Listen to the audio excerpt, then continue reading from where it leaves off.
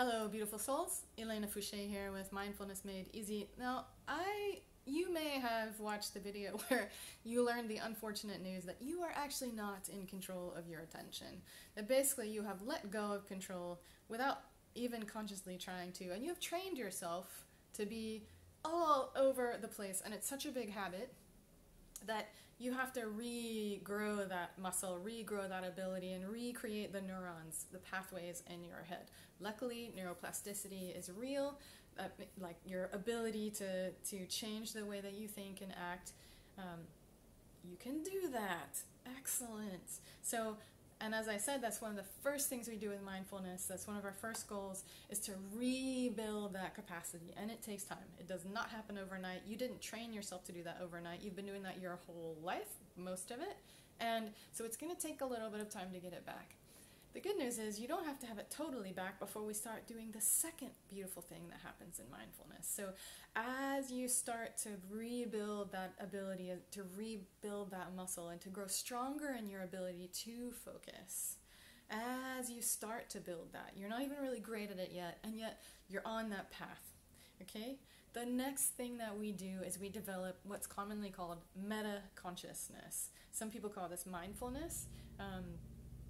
You know, we can have a lot of semantic discussions, but what I'm talking about when I'm talking about meta-consciousness is your ability to be aware of yourself. It's your ability to be present to yourself, to be mindful of yourself. And what I mean by that, what I mean by meta-consciousness, is you are aware of yourself wherever you are, doing whatever you're doing, thinking whatever you're thinking, feeling whatever you're feeling, sensing, intaking whatever information you're intaking. So if that sounds complicated, it's actually not. This is something you're really good at doing. You already have the natural capacity, thank God, because no one can teach you this. Well, at least I can't. But I don't have to. So here's an example. Wherever you are at, bus, train, plane, automobile, house, whatever, take a moment and just notice, just become aware of whatever is touching the ground. Like, is it your bum on a chair, your feet on the floor? You know, notice first, like ground into your body and get the sensation, feel your body pressing down, right? Okay, you have a body, yay, you just became aware of it. Okay, this is my body. And then just look around for a second, away from my beautiful face, I know. And see where you are. Just take a moment. Like, I'm in this room. Look, I have this beautiful view, of trees and mountains and all kinds of stuff. And yeah, okay, I'm here. I'm in this beautiful space. I'm in my body in this space. I can notice, and that's really as simple as it is. Actually, you can just stop there. So you just became aware of yourself. You just became present or conscious or mindful of yourself, your body in space. Okay, that's like the most simple example. Now, we can expand that out to say, notice how you're feeling. Notice what your emotions are. Yeah? Are they light and happy? Are they, see if I can make this go dark again. Are they dark? I can't do it on purpose. But how are you feeling right now, emotionally? And even if you can't name it, just get a sense of it. How does it feel? And then notice mentally how you're doing. Are your thoughts going 1,000 miles an hour? Are you really calm? You know, how are you mentally? Okay, so that's a simple mindfulness, or we could say metacognition practice. That is you, meta meaning larger, having a meta-awareness of yourself. So it's not just you like kind of down in your feelings and thoughts and sensations. You're actually aware of yourself having them, right? Just like we started, you're aware of your body in this space. So that is a metacognition. It's a larger awareness. It's not just, I'm down here in this space, I'm inside all this feeling. I'm aware. I'm taking a little bit bigger view, and I'm aware of myself feeling it. I'm aware, if I want, I can also add aware of my emotions, aware of my thoughts, aware of my senses, whatever I want to be aware of or cognizant of or mindful of or present to. So this is really the second thing that we go for when we're practicing mindfulness. The first is to train our attention, which I talked about earlier in another video and a little bit here. The second one is metacognition. You could also call it presence or mindfulness if you want. And it's just that capacity to be aware of ourselves. In this moment, in this place, what am I thinking? What am I feeling? What am I doing? Now, why the heck do we care about that? Like, so what? Well, here's the thing. If I'm able to be aware of myself as things are happening in this kind of larger way, I start to see patterns and understand what's happening. And then I can make decisions. Let me give you an example. You know how when you're in a movie theater and you're watching a really exciting movie, and maybe you're on Mars and there's this monster coming, the character's on Mars and there's this monster coming and you're like, ah, ooh, it's gonna hit me, oh my god, you know? Or you're watching a horror movie and like they're coming to get you and you're like, woo! Yeah? Okay. That's like, you are so believing the movie that you're like, whoa! You're totally in it. We could say you're lost in the movie. I like to call this, in reality, when we do this, being lost in thought, right? We are so in the experience that we're having that we're not even aware that we're having it.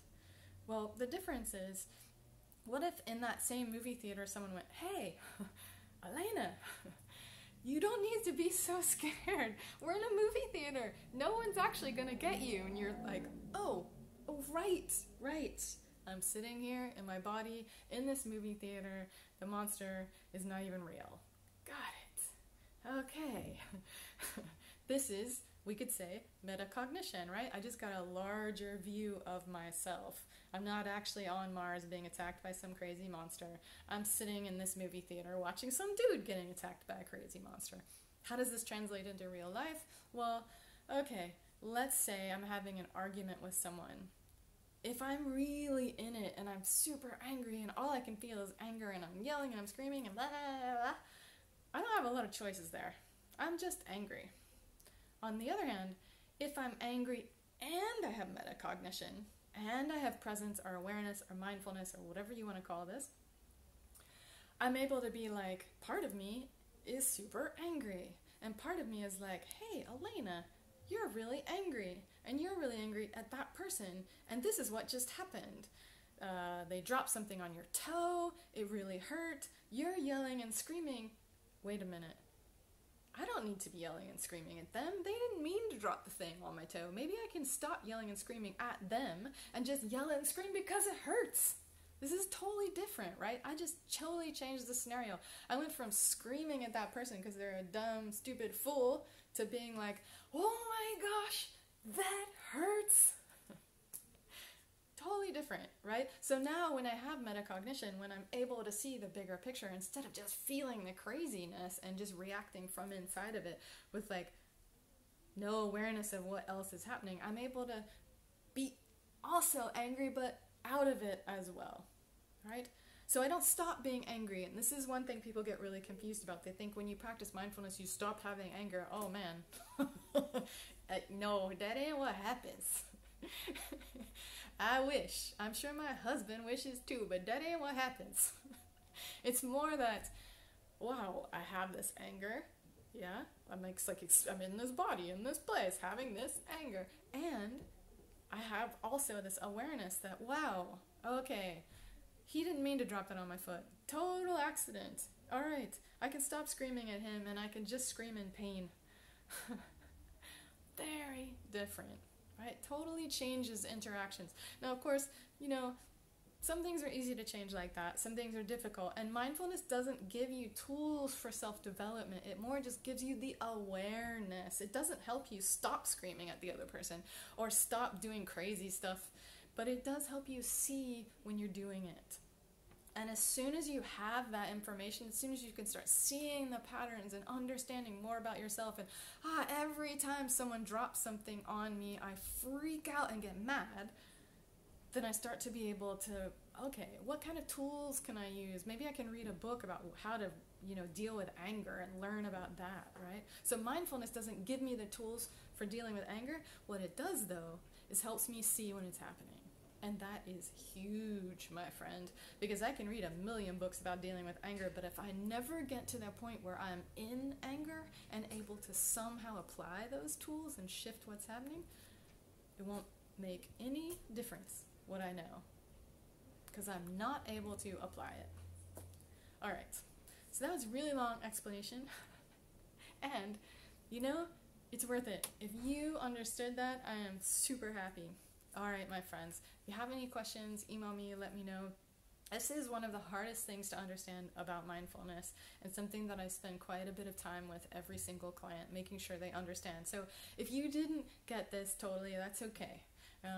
It's a little bit weird to try and figure out, but do know that this is something normal and natural that you already do. You're already able to be present and aware. You already have metacognition. You can already be present. What we are doing with mindfulness is just increasing your ability to do that, so you can do it at will all the time, whenever you want to, and especially when it matters, like someone drops something on your toe. Because it happens all the time. I don't know where I came up with that example. All right, take care. See you next time.